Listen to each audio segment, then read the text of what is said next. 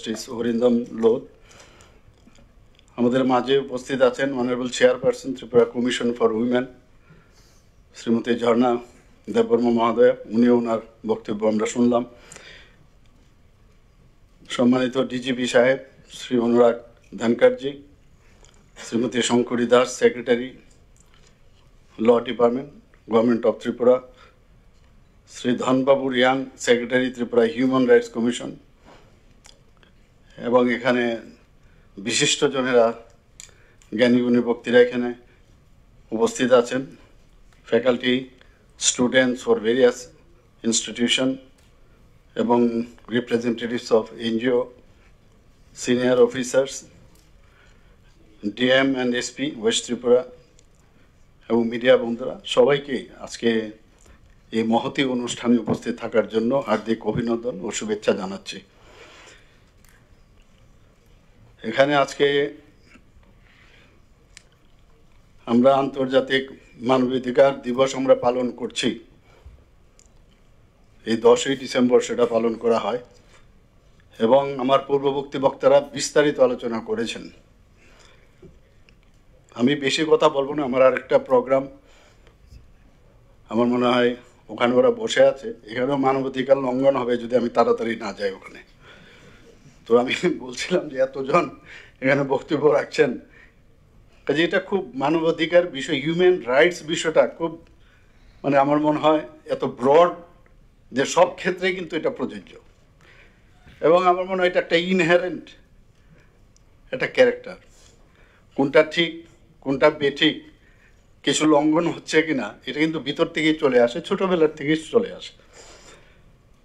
এবং আমরা জানি যে law is nothing but common sense. এই হিউম্যান রাইটসের বিষয়টাও এটা একটা কমন সেন্সের মতো আসে, এবং দেখা গেছে কমন সেন্সের যে বিষয় সেটাও কিন্তু ক্লিক করে যায় হিউম্যান রাইটস। অর্থাৎ আমাদের যে সারা বিশ্বের মধ্যে যত আমাদের আইন, যে আইনের বই ডক্টর বি.আর. আম্বেদকরের নেতৃত্বে বানানো হয়েছে, সবচেয়ে মোটা। কারণ ভারতবর্ষের মধ্যে বিভিন্ন ধরনের যে আমাদের বর্গ আছে, আমাদের বিভিন্ন কাস্ট ইত্যাদি প্রচুর, এবং বিভিন্ন প্রদেশ, সব কিছু মাথায় রেখে এত বড় মোটা একটা সংবিধান তৈরি করা 4টি জনের কথা নয়। সেই জায়গায় দাঁড়িয়ে সব কিছু ইনক্লুডেড। অর্থাৎ এখানে মানবাধিকারের আমাদের যে ল সেক্রেটারি মহোদয় বলছিলেন যে হিউম্যান রাইটস শব্দটা নেই, কিন্তু এর মধ্যে কিন্তু ইনহেরেন্ট, অর্থাৎ যে লগুলো বানানো হয়েছে সবকটাই এর ভিতরেই অন্তর্নিহিত। এইগুলোর মধ্যে ভায়োলেশন হলেই মানে হিউম্যান রাইটসের ভায়োলেশন হয়, আমি যতটুকু বুঝি আর কি। আমরা জানি অনেক সময় গার্হস্থ্য সমস্যা ঘরের ভিতর হলেই, বা ঘরের ভিতরে একজন বলবে যা যা তাড়াতাড়ি চলে যায়, মহিলা কমিশনে চলে যায়। অর্থাৎ এখানে হিউম্যান রাইটসের একটা প্রবলেম হয়েছে, মহিলাদের উপর অত্যাচার হচ্ছে, গার্হস্থ্য সমস্যা, হিউম্যান রাইটস কমিশনে। বাচ্চাদের উপর সমস্যা হচ্ছে, তাড়াতাড়ি চলে যায় ওখানে চাইল্ড কমিশনে, তাড়াতাড়ি চলে যায়। সে বুঝুক আর না বুঝুক, সেখানে গিয়ে দেখা গেল এটা ঠিকভাবে ক্লিক করতেও পারে, নাও করতে পারে। তো এই যে বিষয়গুলো আছে, যে পুলিশে যাও গিয়ে এফআইআর করো, এফআইআরের সাথে সাথে কমিশনে যাওয়া, এই যে বিষয়গুলো আছে, এইগুলো কিন্তু আমাদের সমাজ জীবনেই কিন্তু আমার মনে হয় এটা আমাদের প্রতিবিম্ব। এখান থেকে আমরা দেখতে পাই হিউম্যান রাইটস কোনটা ঠিক কোনটা বেঠিক। কাজে একদম মানে সব কিছু লিখে রাখবে যে এই কথাটা আপনার কম্পিউটারে ফিট করা, এটা হিউম্যান রাইটসে পড়ে কিনা আপনার কথাটা, আপনার যে সমস্যা হচ্ছে, এইভাবে হবে না। কিন্তু সমাজ জীবনে আমরা জানি যে গণতন্ত্রের 4টে পিলার। আমরা এখানে এই হিউম্যান রাইটস যদি আমাদের শক্তিশালী করতে হয়, তাহলে লেজিসলেটিভ এবং এক্সিকিউটিভ, জুডিশিয়ারি এবং মিডিয়া বন্ধুরা, যদিও মিডিয়াকে এটা আইনগতভাবে ওটাকে ওরা মানে না, কিন্তু আমরা এটাকে ধরে নিই ইমপ্লাইড যে মিডিয়াও এই 4র্থ স্তম্ভের মধ্যে একটা গণতন্ত্রকে, এই গণতন্ত্রকে রক্ষা করতে, হিউম্যান রাইটসকে যদি আমাদের প্রোটেকশন করতে হয়, তাহলে 4টে কিন্তু শক্তিশালী হওয়া খুব প্রয়োজন। এখানে হিউম্যান রাইটস কমিশন যিনি এখানে আমাদের আছেন, honourable chairperson justice Arindam Lodh মহোদয়। এখানে আমার ব্যক্তিগত যে সমস্যা, আমাদের একটু আগে আমাদের ডিজি সাহেবও বললেন, আমাদের সেক্রেটারি মহোদয়ও বললেন, ল সেক্রেটারি, যে মহিলাদের কোথাও বসানো এটা একটা বিশেষ জায়গার মধ্যে তাদের রাইটস, যে আমরা বলছি ঠিকই কিন্তু এটা আমরা করি কি না, ওনার জ্বলন্ত প্রমাণ মাননীয় প্রধানমন্ত্রীজি দেখিয়েছেন, যে আমাদের রাষ্ট্রপতিজি সেখানে মহিলা এবং তাও ট্রাইবাল মহিলাকে বসিয়েছেন। আর আমরা এখানে একটা উদাহরণস্বরূপ উনি বলার চেষ্টা করেছেন, পরে দেখলাম সেটা বুঝছেন যে বলবো কি না বলবো না, তো ওনাকে আমরা দিলাম সেখানে, যে সেক্রেটারি হিসাবে ওনাকে আমরা সেখানে বসিয়েছি আমরা। তো আমরা ত্রিপুরা সরকার বিভিন্নভাবে মাননীয় প্রধানমন্ত্রীজি এত সব কাজ করছেন যে সবার রাইটস সম্পর্কে সেটা কিন্তু সম্যক ধারণা ওনার আছেন, কারণ অত্যন্ত গরিব জায়গার থেকে উনি উঠে এসেছেন, এর জন্য এই রাইটসগুলো আমরা দেখতে পাই। এবং এখানে যে আজকের যে থিম, সত্যি আমার ভালো লাগলো যে human rights our everyday essential. প্রতিদিন হিউম্যান রাইটস কি এবং কিছু একটা হলে কিন্তু আমরা সচেতন হই, এবং কোথায় যাব, কিভাবে করব, সময়ের কারণে অনেক সময় যেতে পারি না আমরা হিউম্যান রাইটস কমিশনে যাব কিনা। আমি এখানে একটা বলে না বললে নাই হয়, আমাদের সরকার এত সচেতন, এত সংবেদনশীল, যেটা আমাদের ডিজি সাহেব বলেছেন এবং আমাদের চেয়ারপারসনও বলেছেন, যে কিছু একটা হওয়ার আগে আমাদের সরকার কিন্তু অলরেডি আমরা করছি সেটা। আমি সাথে সাথে ফোন করি বা আমাদের সরকার, আমরা সেগুলো আমাদের we ব্রট to the notice of the authorities. কিন্তু তার আগেই একটা সমস্যা হয় যে বিরোধীরা কিন্তু বসে থাকে, একটু ডিলে হচ্ছে মনে হচ্ছে, যাও তাড়াতাড়ি হিউম্যান রাইটস কমিশনে বসে যায়, এটাকে পলিটিক্যালাইজ করার একটা ট্রাই করে। ওইটার থেকে আরেকটা সমস্যা আমাদের, যে পলিটিক্যালাইজ করার আগে, আরে আমরা তো অলরেডি সংবেদনশীল, আমরা এটা করছি, আমরা এটা আগে সরকারের মধ্যে এগুলো দেখা যেত না, আমরা কিন্তু অলরেডি করি এগুলো। তো এর জন্য এই যে একটা ব্যালেন্স করে চলা এবং এই যে বিশ্বাস, আমরা হিউম্যান রাইটস কমিশনের উপর বিশ্বাস থাকবে, আবার হিউম্যান রাইটস কমিশনের উপরও আমাদের সরকারের উপরও বিশ্বাস নিশ্চয়ই থাকে, যে যেটা বলেছেন উনি বিভিন্ন জায়গায়, এখানে সাংবাদিক বন্ধুরা আছেন, বিভিন্ন সময়ে ওনারও আক্রান্ত হয়, যখনই কোনো খবর আসে বলার আগেই আমি মানে এখন তো একটা মানে দেখা গেছে কোথাও পুলিশ তার আগেই তার অ্যাকশন নিচ্ছে বা অন্যভাবে নানাভাবে আমরা চেষ্টা করি। তো এই সরকার একটা মানবিক সরকার এবং প্রো পিপুল, সেটা কিন্তু আমরা তার কাজের মাধ্যমে আমরা দেখাচ্ছি।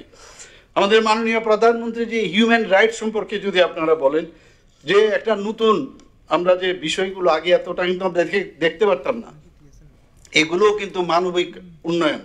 ফর এক্সাম্পল উজ্জ্বলা যোজনা, এটাও কিন্তু যে উজ্জ্বলা যোজনার মাধ্যমে যে ধোঁয়ামুক্ত যে চুলা সেটা দিতে হবে, এটাও কিন্তু হিউম্যান রাইটস ভায়োলেশনের ওরা আগে কিন্তু উনি সেটা করেছেন। আমাদের আয়ুষ্মান ভারত, যে প্রতিটা মানুষকে তার যে স্বাস্থ্যের জন্য তার যে অধিকার, তার জন্য আয়ুষ্মান ভারত করেছেন। আজকে পিএম আবাস যোজনা, মানুষের বাঁচার অধিকার আছে, তার মাথার উপর ছাদ থাকতে হবে, সেগুলো তো হিউম্যান রাইটস আগেই করছেন উনি এগুলো। আজকে নারী ও শিশুর সুরক্ষার জন্য বিভিন্ন পক্ষ থেকে আরম্ভ করে বিভিন্ন আইন, আরও স্ট্রংগেস্ট যে আইন সেগুলো করছেন।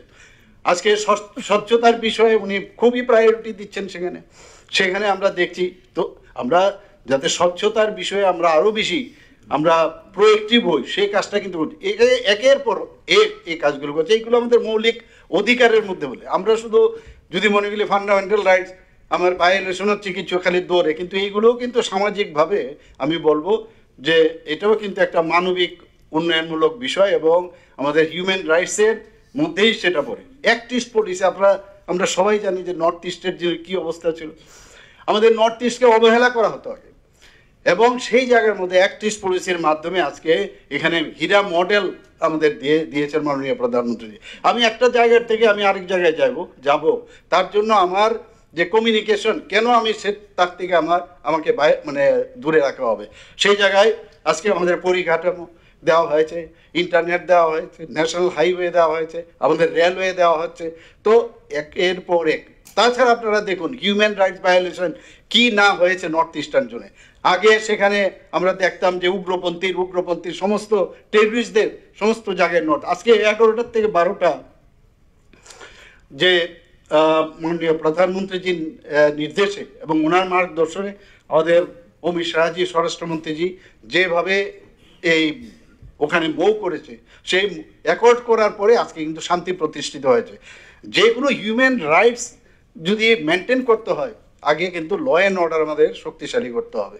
আর বসে বসে আমাদের এখানে একটা মানে যদি এক জায়গার থেকে আগে আমরা যে জানি আগরতলা থেকে যদি আগে আমরা ধর্মনগরে যেতাম বা সাবরুমে যেতাম, কখন যে পৌঁছবো, তো হিউম্যান রাইটস ভায়োলেশন হচ্ছিল, আমরা যেতে পারতাম না। এখন সেই জায়গায় আজকে টেরোরিজমের আমরা বলতে পারি একদম পুরো বিলুপ্তি, ত্রিপুরাতেও নাই। তো সেই জায়গার মধ্যে আমরা হিউম্যান রাইটস ভায়োলেশন মাননীয় প্রধানমন্ত্রীজির এই অ্যাক্টিভ পলিসির কারণে আজকে আমরা সেটা দেখতে পাচ্ছি। আমাদের বিভিন্ন যে শিক্ষার কথাই বলি আমরা, জনজাতি সমাজের উন্নয়ন, সেখানেও কিন্তু যাতে তাদের যে হিউম্যান রাইটস সেটা যাতে ভায়োলেশন না হয়, বিভিন্ন পরিকল্পনা আমরা জনজাতি সম্প্রদায়ের উন্নয়নের জন্য আমরা করছি। সেখানে বিস্তারিতভাবে যখন বিভিন্ন জায়গায় আমি যাই সেই কথাগুলো আমি বলি। আজকে এখানে যে যদি আমরা বলি সেকেন্ড ওয়ার্ল্ড ওয়ারের পরে আমরা দেখেছি হিউম্যান রাইটস নিয়ে কিন্তু তারপরেই কিন্তু সেটাকে নিয়ে অনেক আলোচনা শুরু হয়, এবং পরবর্তী সময়ে আমরা দেখলাম যে এই হিউম্যান রাইটস এই 1948 সালের 10ই ডিসেম্বর আজকের দিনেই যে universal declaration of human rights জাতিসংঘ সেটা গৃহীত করেছিল, এবং প্রতি বছরই আমরা কিন্তু সেটা পালন করি। এবং ত্রিপুরা রাজ্য 2000 এই ধারাবাহিকতা যাতে আমরা ধরে রাখতে পারি তার জন্য 2016 থেকে নিজস্ব আমাদের এই মানবাধিকার কমিশন প্রতিষ্ঠিত হয়েছে। আমি একটা কথাই বলবো যে আমাদের ত্রিপুরাতে আমরা চেষ্টা করছি যে সমস্ত মানুষের, আমি যেটা বললাম কমন সেন্স, আমার ফান্ডামেন্টাল রাইট সম্পর্কে এত পড়াশোনার দরকার নেই। আমার বিভিন্ন রাইটস 32 ওনারা বলেন এত ধারায় মুখ, আমাদের পক্ষে সাধারণ মানুষের পক্ষে এগুলো পড়া সম্ভব নয়। তো সেই জায়গায় দাঁড়িয়ে যেটা আমরা বুঝি যে এটা ঠিক হচ্ছে না, অন্যায় হচ্ছে, কারোর উপর নির্যাতন হচ্ছে, কারোর বিরুদ্ধে অত্যাচার হচ্ছে, তো পলিটিক্যালিও যখন করে সেখানে যা মনে হয় যে এখানে রাইটস হওয়া উচিত, প্রপার রাইট হওয়া উচিত, সেটা আমরা করছি এখানে।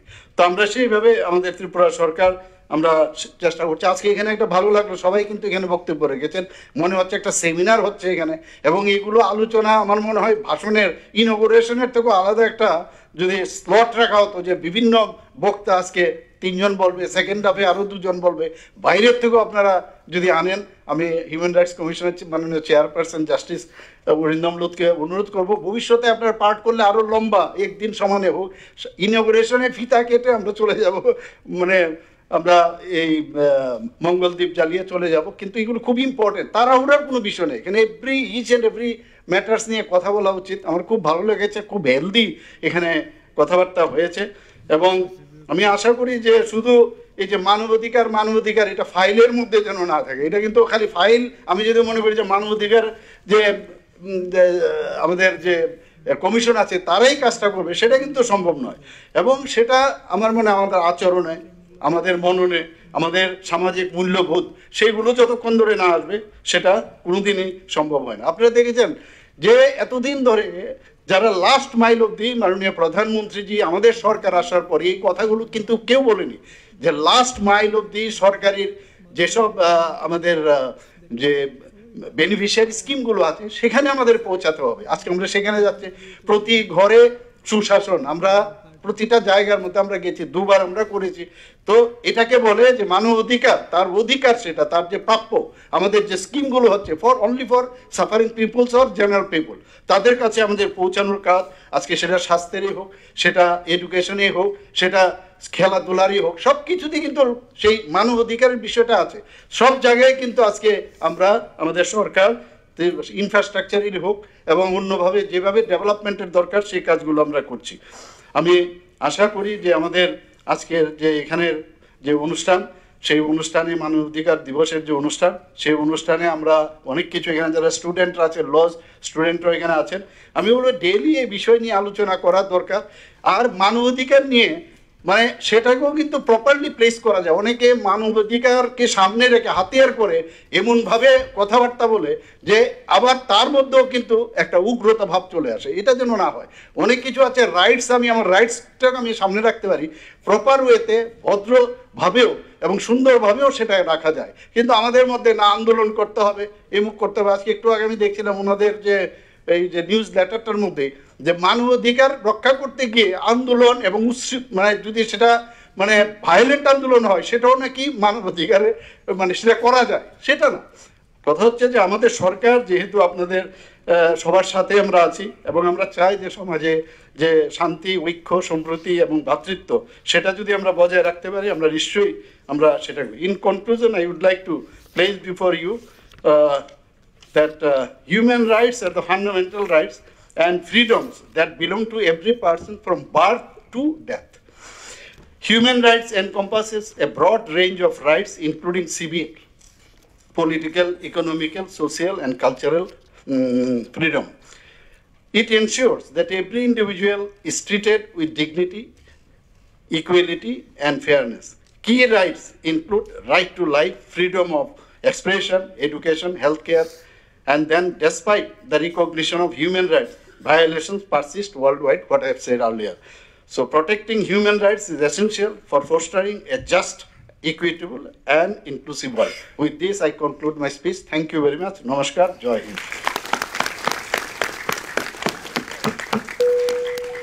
অসংখ্য ধন্যবাদ আমাদের আজকের অনুষ্ঠানের মাননীয় মুখ্য অতিথি তথা উদ্বোধন রাজ্যের মাননীয় মুখ্যমন্ত্রী শ্রদ্ধেয় প্রফেসর ডক্টর মানিক সাহা মহোদয়কে আপনার এই মূল্যবান বক্তব্যের মধ্য দিয়ে আমাদের আলোচিত করবেন।